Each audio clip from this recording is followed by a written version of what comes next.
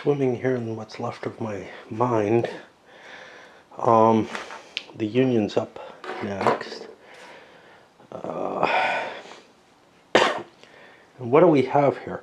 We've started to see a stasis type situation forming that I'm going to have trouble making my victory points. There's not a lot of deck left. There's no victory points for this, and I hope that's in the right place. And I got no more boats available. So, what can I do to launch an attack at this point? I got 6 to 5 here. I got 5 to 6 here, so that's not too good. I got 4 to 3 here, and 4 to 4 here. My best options appear to be here or here. This one actually has a 1 strength point advantage. I think I need to launch my attack unless I had a boat available. All right.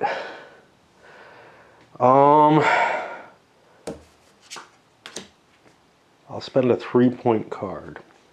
What am I going to do with that? Well, I'm going to need a movement, and I'm going to need a combat card. So I can discard 2 others. I'm going to hold this one, I think. So I'm going to discard these 2 cards, grab myself a 3, build a larger army here, and go into the Shenandoah Valley with a movement card. I put a face down card down. All right. Well, it's time for me to play my defenses. I have reinforcements. I move a 3-point army into there. I'm gonna just try to hose him. I have the high ground and a good leader. Is this too much to play on one? Probably. I'll keep the higher ground in hand. I'll play this face down. I played the reinforcements. This weakens my hand for next play, but it would be even weaker if I played more. Okay, so let's see what we got here. We've got 3, 6, 7, 8, 9, 10. To 5, 6, 11, 12, 13. We won the fight. That's going to do 2 hits to the Union. That hits one of their 3-point armies. They go fleeing back. And I only take 1 because I won the battle. So now I'm in a stronger position. But the Union gets its whole hand back.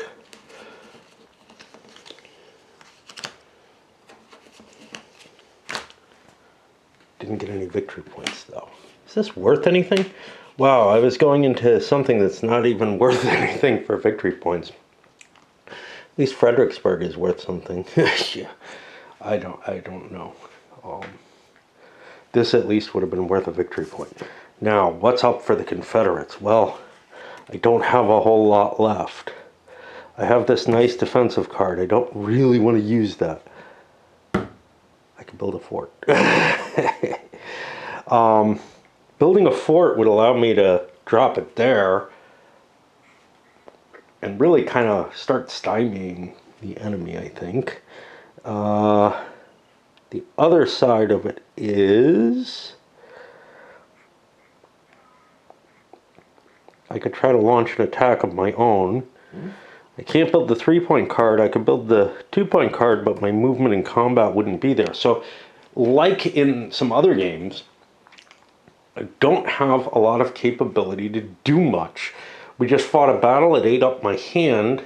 I didn't need to play as many cards as I did, but I didn't know that. God, I hate to give this card up. That's a good card.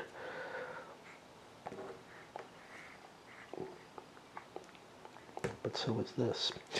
All right, I will build a fort here and lose a card. I got one more card I could play. I do not wish to. So we're settled here. Is there a defensive bonus there? Yeah, at least there's that. And I'm still at 5, so I get 1, 2, 3, 4 more cards. And then we're back to the Union. Union is in serious trouble here. I have not gained a victory point.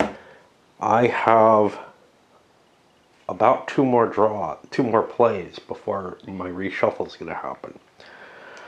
I need to do something. I need to do something badly. I think we're going to try pushing down the river line. I'm kind of feeling like I don't have a lot of hope left anymore. 2 cards are going to go. I need a leader. Discard. I have a movement card. These 2. I put a 3-point army into play. This is gone. It really is the only use for that card. I will play a movement, and I will play my leader play. And I march down. What are the rebels up to? Well, I feel pretty comfortable as long as I can keep winning battles. And I got this big +4. Now this would give me a bunch of cards, but it is my best leader. So I'm going to play that as my leader. I'm going to drop, I could drop 2 high grounds? That seems a little unfair. Let's see if there's a restriction on that.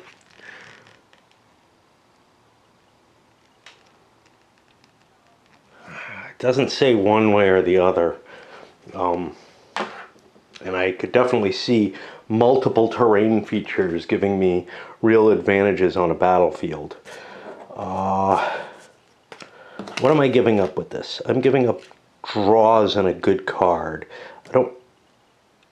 Well, I'm certainly not going to cash it in for troops. Those draws could be really, really effective for me to push back, but I don't really know if I need to push back. Do I want the blockade runner for my turn? I do. So I'm going to play this as my leadership card. I'm going to drop both higher grounds then. And, well, do I need both? I don't know. See, the Union's weak here. We could do some real damage marching that way. That's my combat card. That's that. If I hold on to a higher ground, I could put another 2-point card in there. Let's go for it. Okay, so this is what we're doing. And the Union has, the Union has 3, 6, 7, 8, 9. I'm counting on 4. All right. 10, 11. And we have 5, 6, 7, 10. We lost. We're pushed back. 11. We won. Forgot about the 1 strength point here, right? 5, 6, 7, 8, 9, 10, 11. To 6, 7, 8, 9, 10, 11. We won the battle. So we kill 2 Union units, push them back. We take 1 loss of our own. It's a pity we lost a decent sized unit.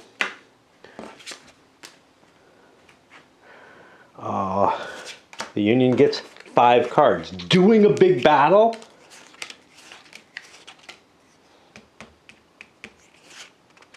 Means I eat up my cards faster. You can do less and delay longer. I don't know how much that helps you. It could weaken the Confederate deck. Now it's on the Confederate side though. And we wanted to do a push up there, but I'm not sure we can afford it. because there's still a big force here, and we would rather not give that up. So we were going to play the blockade runner first. Grab ourselves a fistful of cards. That was the point behind that. We did have a, yeah, we had a decent combat card. Okay, now, we're at +2 here to begin with. We can't use our higher grounds. Jesus, we got a lot of those. We can't use our higher ground. Oh, Confederates won the battle. Okay. Again, I don't know if I'm tracking these. They won this battle too. Okay. Well, that's beginning to look more interesting. All right. We have a 3-point leader that we want to have available. That'll be this. We want to see, what we'd like to do is get a crappy unit there, and we don't have a crappy unit to put there. And that means our attack is less appealing.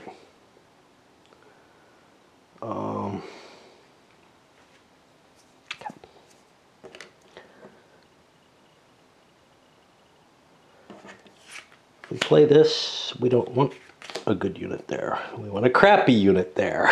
We want a good unit here. The thing with being here is we'd start to threaten Washington, which is an automatic victory. There's some appeal to that, isn't there? I gotta think what I'm gonna do.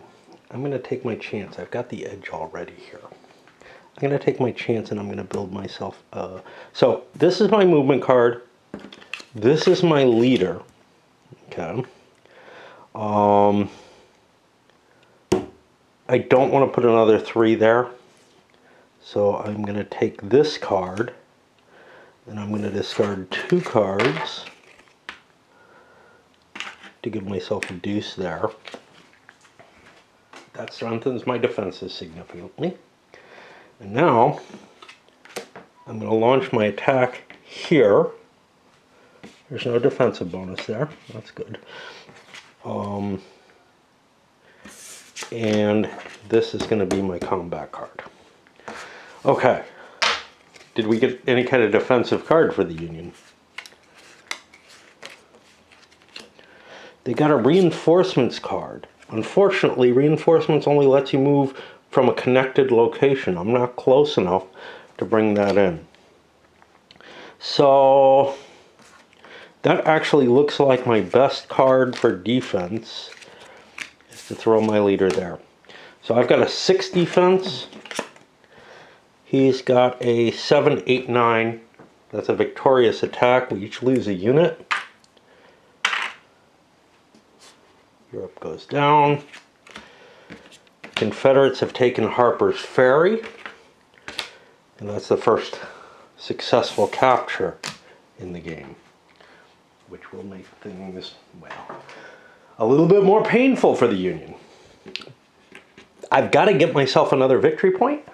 Well, I got to get myself 2 more victory points or the game is over. And the Confederates have pushed in. Kind of interesting. Lucky me as the Union, I drew something that might make this possible. I've got a Navy card that'll let me ship 1 unit. Fort Monroe has a +2 defense. These each only have a +1. I'd rather wipe out one of the big ones. Savannah is more of a threat than anything else because it connects right up to Richmond and forces the Confederates into something. But here's the problem. I've got 5 cards. If I don't do anything, I draw 1 more card. If I use more than 1 card, it's a reshuffle. So I got to get my 2 points this turn or pass. Essentially. I could probably play 1 card because I bet your reshuffle doesn't happen until you need to draw it. Like build up some forces or something. But I can't do an attack. So this is going to be my naval attack. And what am I going to be left with? Jeez, this is not good. Means I can do a movement. And I got a 2-point leader for that. Let's see. Here I've got 6 to 5, 6. That's even. I can't win. 5 to 3, 4, 5, 6. And, well, this is probably my best, but that's also not worth a victory point. Okay. Well, we're going to lose the game. So let us do our naval movement. We'll sweep down to attack here. And we will play, I guess, a 1-point leader, because we need the 2-point leader for the other one. Okay, well, the Confederates only have 1 card. How about that? We don't want to lose this, so we'll play it. So we're at 5. We're at 4. The Union loses the battle. Another pip. The game is over, because I only have 1 more action, but I'll take it. I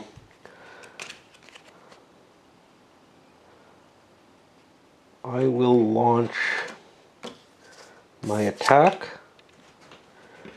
and that'll be here. I'm at 6 to 6, as long as I have a 1-point leader. Ah, geez. So I couldn't know whether or not the Confederates would hold their leader card, you know, or even if they had one, right? I play this to make sure that I win the battle, and we each lose a unit. Actually, the Confederates could just withdraw once my leader card's down. So I played a card. I'm looking at 6 to 6. Anything but a 6, I just withdraw. There's no reason for me to fight this battle. So I fall back. Fort Henry, Fort Donelson is there. The Union gets rid of these. They draw new cards. They check their victory points, and they've got none. None whatsoever. The Union loss. How much of this has to do with, you know, me knowing the cards that different players have and maybe canceling out attacks? I'm not sure. I really don't know. It definitely was harder on the Union than I expected it to be. I thought that I could get to those 2 points a little bit easier than I did. and I didn't. And I don't have a lot to say because I only played it the 1 time. I'm considering doing this another time just to see if I get some kind of better results out of it. Because I'm just worried. And obviously, I could be doing something horribly wrong with the Union. For example, I concentrated on these instead of making landings at the ports. Landings at the ports get me victory points. That's 2 victory points for each of those. Whoa, I didn't realize that. Shit. Yeah, I definitely should have played the higher card here. Yeah, I did not realize that. I think that focusing on the blockade first was a mistake, and I should have instead focused on grabbing the coastal cities. Those coastal cities have multiple effects. For one thing, there's the victory points that get me through the first thing. If I get either one of these, I get those victory points. Secondly, they put threats on real places, you know, places the Confederacy needs to defend. So I think I just royally fucked up with the Union. I played 2 of my boat cards, at least, maybe 3, to work on the blockade. And it's, you know, it seemed like that was the safer course of action, but the actuality is, I think grabbing the ports is the safer course.